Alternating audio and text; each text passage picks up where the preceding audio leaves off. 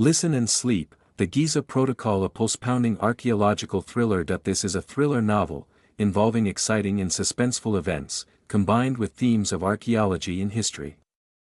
The story revolves around the mysteries related to the Giza Pyramids in Egypt, and the main characters must decipher clues and confront those who seek to exploit ancient secrets that could change the world. This book is written by author Glenn Kaplan.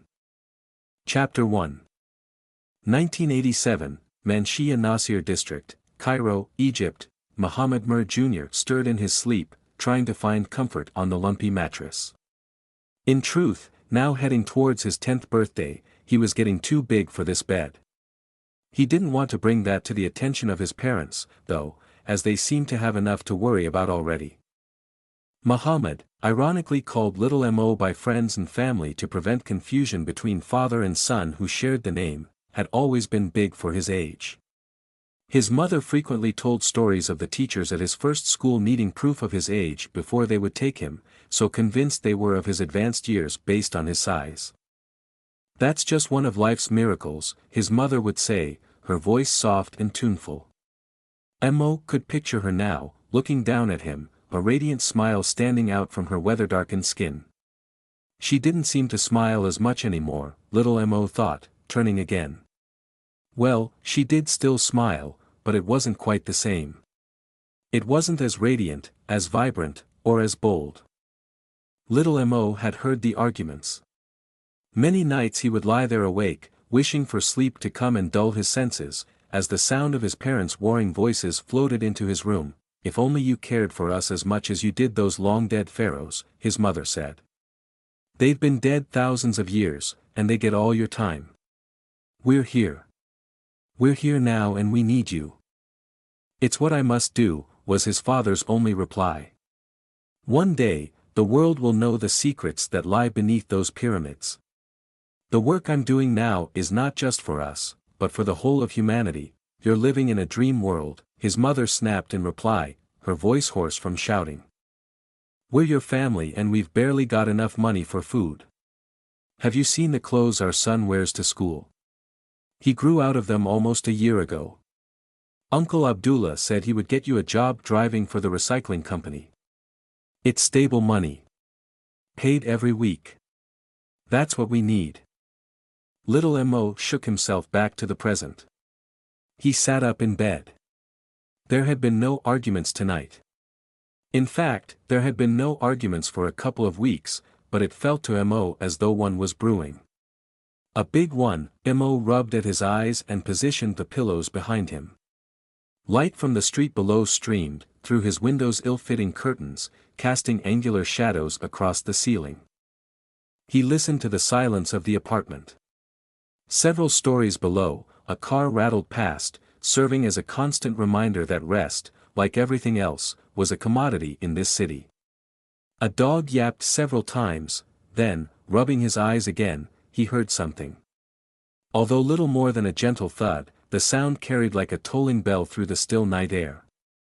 Mo straightened up, listening hard. There it was again. Mo held his breath, concentrating on the noise. Another thud came a moment later, this time followed by the scraping of something across the floor. Mo recognized that as the sound of his parents' bedroom door grinding against the tiles. Someone was coming out of his parents' room. That was very unusual at this time of night. The sound, which he now recognized as footsteps, moved through the apartment and into the kitchen. Mo climbed to his feet. The book he had been reading before bed, Chariots of the Gods, by Eric von Daniken, slipped off the cover. Mo caught the paperback a moment before it dropped to the floor. Placing the book carefully on the table, Mo picked his way across the room. He reached the door and closed his hand around the handle. Willing the mechanism not to make a noise, Mo twisted the handle. Allah was on his side, it seemed, as the door swung open, emitting nothing more than a whisper. Mo stole out into the hallway. He paused and listened. The movement came from the kitchen now, which was at the far end of the apartment. For the first time, curiosity morphed into fear. Mo wondered what he would do if he found the sounds were the result of an intruder. Intruders around here were incredibly rare, but Mo had heard about them blighting the city's more affluent neighborhoods. Everyone in Manshia Nasir nicknamed Garbage City because most of the people here worked sorting and recycling Cairo's waste. Looked out for one another. Mo glanced through the apartment. What an intruder would hope to find in one of Cairo's poorest districts, he couldn't even guess. Mo glanced back at his bed, just a few steps behind him. He could return there now and no one would know he had heard a thing. The noise of a cupboard opening drifted through the apartment. The interloper closed the cupboard again, gently. Whoever they were doing their best to be quiet. Mo took a deep breath, suppressing his swelling fear. He covered the distance to the kitchen door in 5 steps. Leaning in, Mo placed his ear against the thin wood. Heard a zipper being pulled. Questions streamed through his mind. Once again, Mo steeled his courage and pushed the door. You should be in bed. What are you doing here?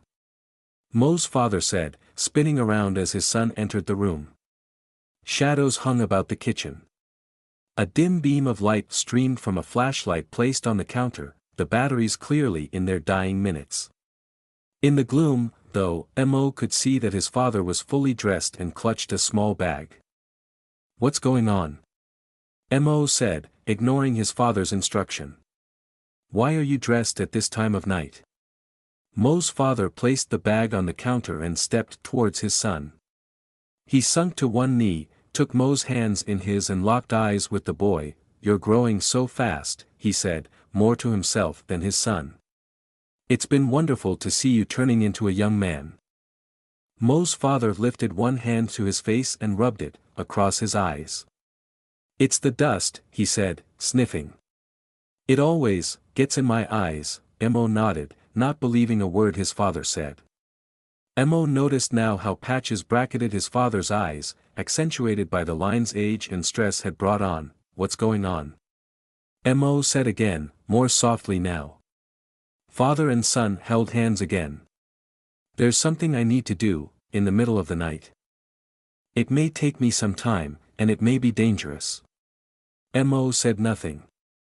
Silence sat unfilled between father and son. Remember what I told you about the ancient civilization that came before us, the one that was much more advanced than we have been led to believe, and how one day, when we are ready for it, their technology will become available to us.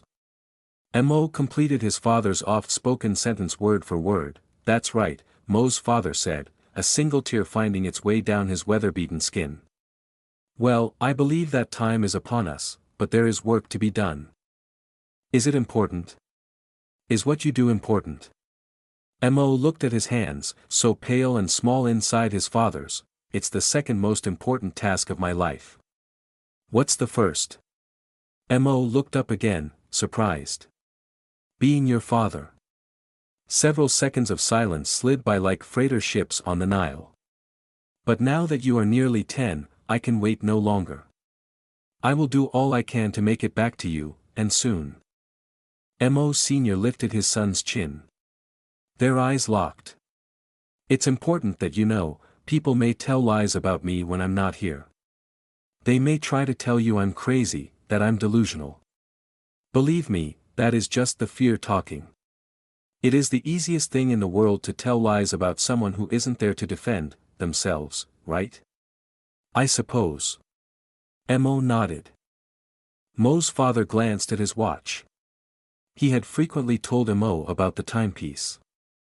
There was an inscription on the back which Mo had committed to memory, as above, so below, little Mo said, repeating the inscription. His voice sounded loud in the silent kitchen, as above, so below, his father repeated back, several more tears now joining the first.